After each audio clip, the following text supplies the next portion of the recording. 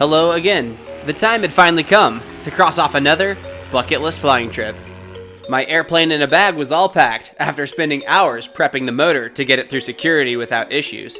With passports at the ready, my girlfriend Sam and I were headed for the airport to see if we could smuggle my little airplane onto the big airplane. I was honestly sweating bullets dropping off my bags, but thankfully my fancy little AirTags confirmed that everything was in order, and before we knew it, we were landing in the incredible land of Minnesota. Yeah, we had a 4-hour layover in Minneapolis, but we took full advantage of the PGA lounge and its big comfy chairs while anxiously watching my AirTags' every move. We took back off, and my mind was quickly blown by the fjords of Greenland.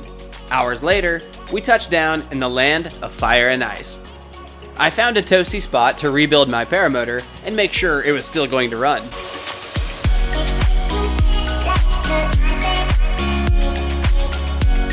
My prop was spinning like a top, and it was starting to feel like we might actually pull off this crazy adventure on the Nordic island known as Iceland.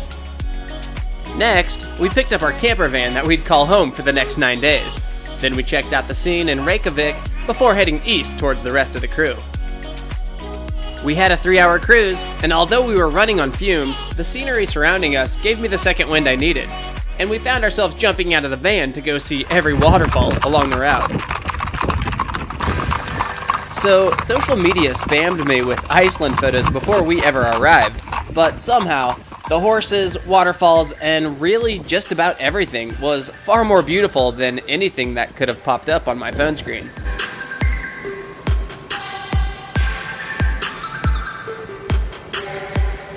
There was just so much to see, and at this rate, I was wondering if we'd ever catch up to the group to fly that night.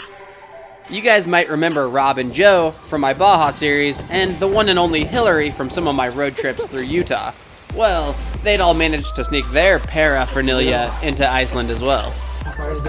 Anytime I run into this motley crew, it's sure to be a legendary adventure, so I was excited to see what we could get ourselves into. Unfortunately, the wind decided to pick up and we couldn't fly. So, we piled into the back of Hillary's sweet van and cracked our generic Icelandic Red Bulls that were the key to adapting to Iceland's 24 hours of sunlight. The next morning, we decided to check out some of Iceland's notorious F-roads.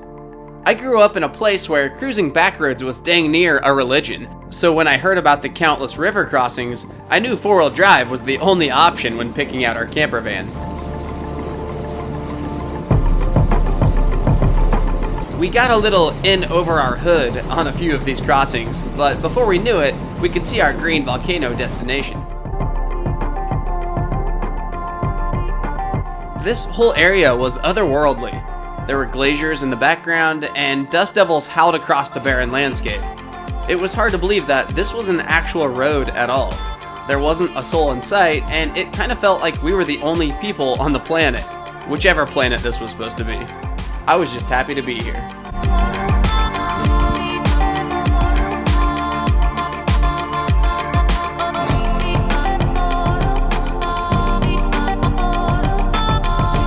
The green volcano was a pretty incredible journey. It was clearly too windy to fly though, so we headed back towards the town of Vik.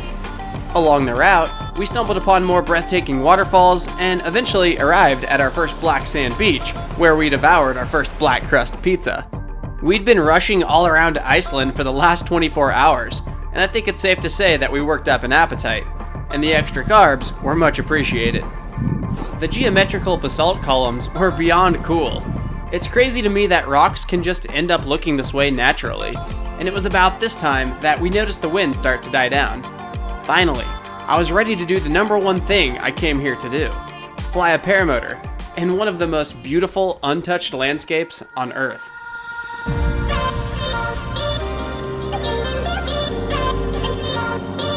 Well, it was happening. When I first learned to fly a paramotor, flying in Iceland was something I could have never dreamed I'd actually be doing. But here we were. The time was about 10:30 p.m., and the sun was just starting to dip below the horizon. I dropped Sam off at a hike that would lead her to an airplane crash, and I decided to fly out to the crash site to meet up with her. This was an abandoned 1973 US Navy plane that had run out of fuel and crashed in this very spot on the black sand. I'm not sure why they decided to leave it here, but I'm glad they did. It's become quite the iconic paramotor destination.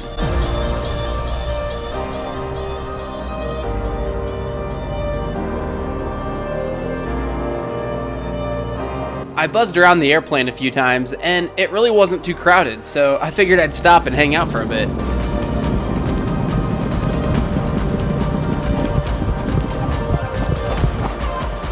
Thankfully, my landing went a little bit smoother than theirs, and we were able to hang out at the airplane for some cool photo ops before returning to the sky.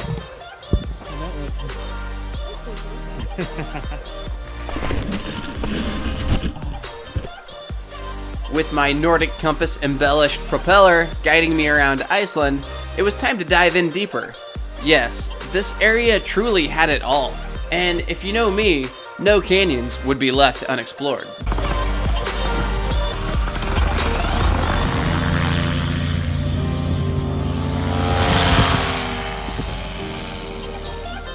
A quick blast off into an unforgettable sunset, and I decided to head out towards the ocean after buzzing the airplane a few more times. People don't really talk about the beaches in Iceland, but I found them to be extremely unique and fun to fly down.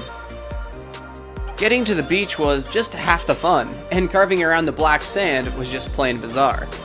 Especially when you factored in that it was already after midnight, and there was still plenty of light to fly all night long.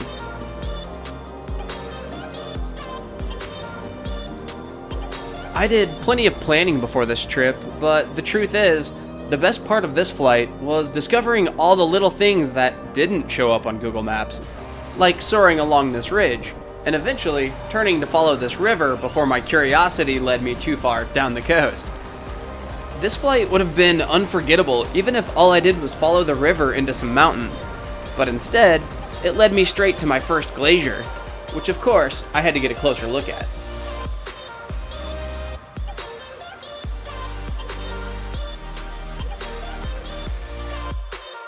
This flight just kept getting better the deeper I flew. Buzzing the icebergs in this glacial lagoon was definitely a first for this Kansas kid. The sport of paramotoring just never gets old. If you have any sense of adventure, there's always something new to uncover, and this specific area of Iceland was so diverse. I mean, how many other places in the world can you fly at the beach, over glaciers, mountains, waterfalls, and through canyons, all in one flight?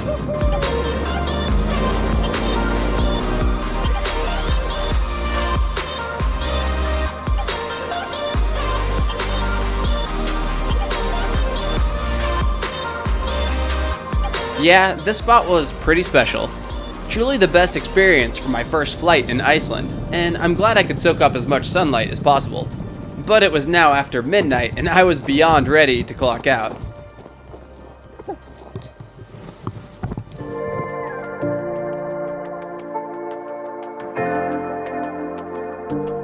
Say hi.